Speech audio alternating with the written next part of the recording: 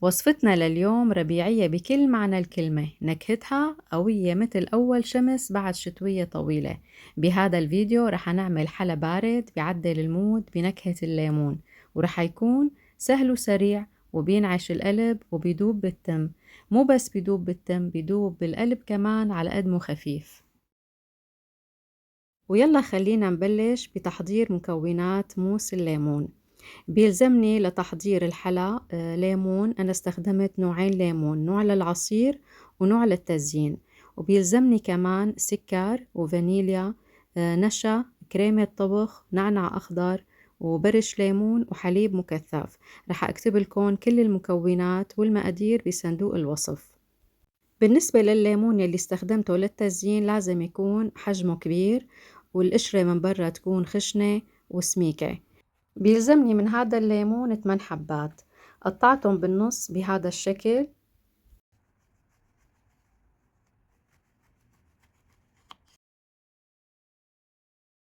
بفرغ محتوى الليمونة بهذا الشكل لأنه أنا بدي استخدم الغلاف الخارجي للليمونة مشان الديكور.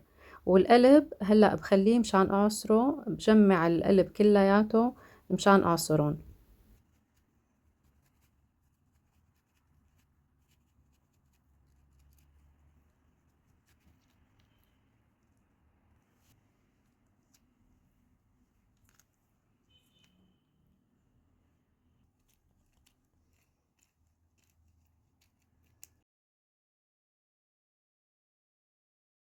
عصرت القلب اللي طلع معي من الليمون بهذا الشكل.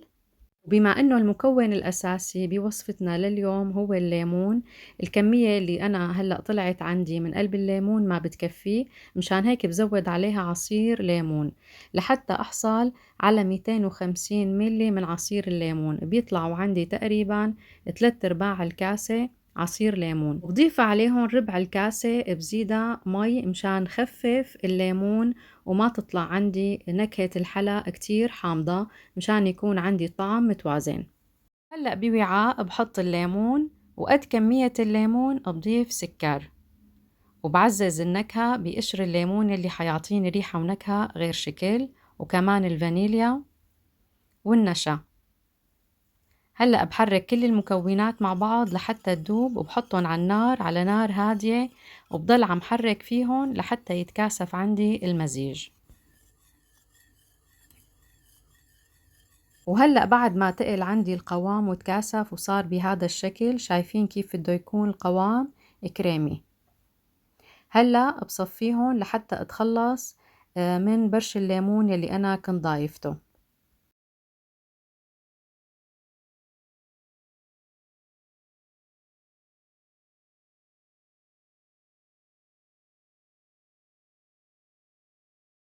وبعد ما نخلت الصوص وصفيته، هلأ بغطيه بنايلون وبتركه لحتى يبرد برات البراد، ومتى ما برد بدخله على البراد لمدة تقريبا ساعتين. هلأ بجهز الكريم. أنا استخدمت 300 ملي كريمة طبخ، والكريمة طبعا لازم تكون باردة.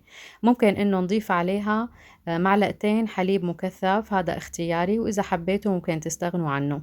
هلأ بخفقها لحتى تتكاثف ويصير عندي القوام بهذا الشكل.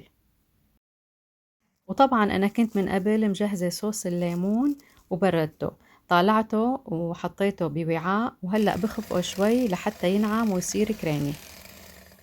وهلأ بضيفها للكريمة يلي أنا خفقتها، وممكن إنه حركها بالمعلقة أو اضربها ضربة خفيفة بالميكسر، يعني لمدة نص دقيقة مو أكتر من هيك.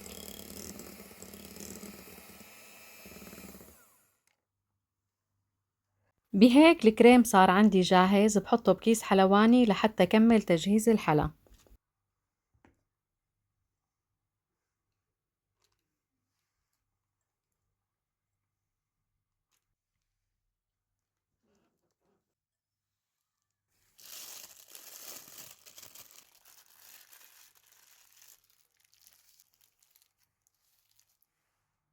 وهلأ بعبي قطع الليمون يلي أنا فرغتها من المحتوى يلي فيها من قبل لحتى خلص كل الكمية.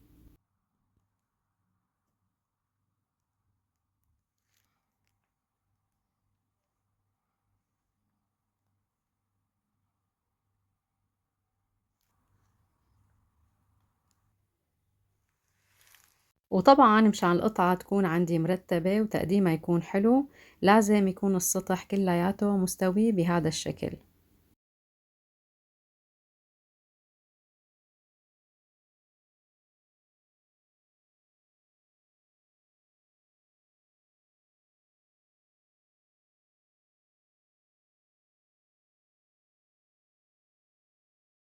وهلأ باقي لنا اللمسات النهائية يلي حتعطيني الشكل الحلو، لإنه العين هي اللي بتاكل قبل التم.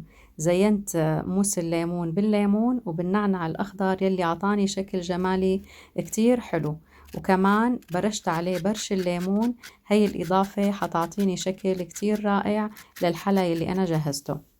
بهيك حلانا صار جاهز. يعني هذا الحلا لوحة فنية من ألوان الربيع، على قد ما شكله كتير حلو وطعمه كتير حلو كمان، بيعطينا شعور بالانتعاش وبالراحة والهدوء.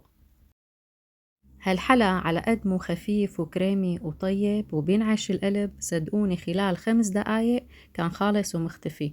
يعني ما بتحسوا انتوا عم تاكلوه بتلاقوا معلقة ورا معلقة كانوا خالصين. يعني شي بيدوب بالتم وبينعش القلب، يعني بيشفي العليل. مشان هيك شاركوه مع أصحابكم، هذا دوا لإلن بفصل الصيف، خليهم يبردوا وينتعشوا.